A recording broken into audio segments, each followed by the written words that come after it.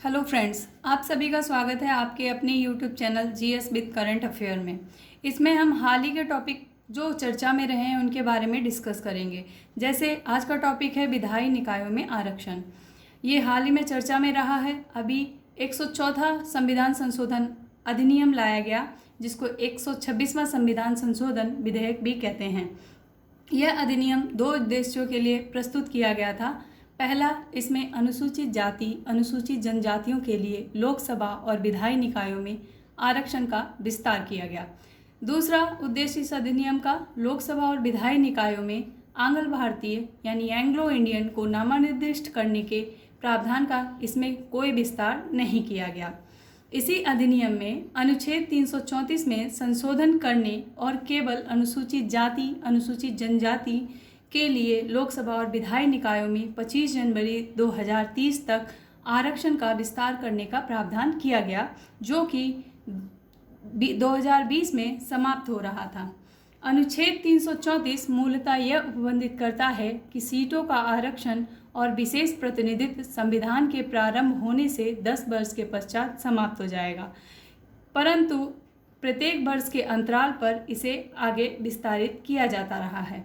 वर्तमान में केवल कुछ ही राज्यों में या कुछ ही राज्यों की विधानसभाओं में, जैसे आंध्र प्रदेश, बिहार, छत्तीसगढ़, झारखंड आदि में केवल एक भारतीय सदस्य को नामनिर्दिष्ट करने का प्रावधान किया गया है, जो कि इस संशोधन द्वारा समाप्त हो जाएगा।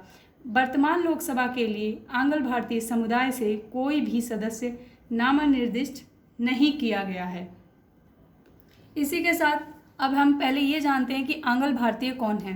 अनुच्छेद 366(2) के अनुसार आंग्ल भारतीय से एक ऐसा व्यक्ति अभिप्रेत है जिसका पिता या पितृ परंपरा से कोई अन्य पुरुष जनक यूरोपीय उद्भव का है या था, किंतु जो भारत के राज्य क्षेत्र में ऐसे माता पिता से जन्मा है या जन्मा था जो वहाँ साधारणतः निवासी रहे हों और केवल अस्थायी प्रयोजनों के लिए वास नहीं कर रहे हों।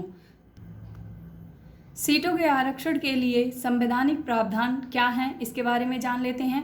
अनुसूचित जाति और अनुसूचित जनजाति के लिए अनुच्छेद 330 और 332 में अनुसूचित जाति और अनुसूचित जनजाति के लिए क्रमशः लोकसभा और राज्य विधानसभाओं की सीटों में उनकी जनसंख्या के अनुपात में आरक्षण हेतु प्रावधान किया गया है। इसके अतिरिक्त सामान्य सीटों से चुनाव लड़ने पर SC/ST के उम्मीदवारों पर कोई प्रतिबंध नहीं है। अब आंग्ल भारतीयों के लिए जो प्रावधान है उनके बारे में जानते हैं। अनुच्छेद 331 के तहत यदि राष्ट्रपति की राय है कि लोकसभा में आंग्ल भारतीय समुदाय के सदस्यों का पर्याप्त रूप से प्रतिनिधित्व नहीं है, तो वह लोकसभा में उस समुदाय से अधिक से अधिक 2 लोगों को नामनिर्देशित कर सकते हैं। अनुच्छेद 333 एक राज्य के राज्यपाल को उस राज्य की विधानसभा में एक आंग्ल भारतीय सदस्य को नामनिर्देशित करने हेतु समान अधिकार प्रदान करता है। इसी के साथ संविधान की 10वीं अनुसूची के अनुसार लोकसभा और राज्य विधानसभाओं के आंग्ल भारतीय सदस्य अपने नामनिर्देशन के 6 माह के भीतर किसी भी दल की सदस्यता ग्रहण कर सकते हैं, किंतु सदस्यता ग्रहण करने के पश्चात वे अपने दल के व्हिप से बाध्य हो जाते हैं। आंग्ल भारतीय सदस्य अन्य सांसदों के समान ही शक्तियों का प्रयोग करेंगे, किंतु ये राष्ट्रपति के मतदान करने हेतु पात्र नहीं हैं। इसी के साथ मिलते हैं एक नए टॉपिक के साथ।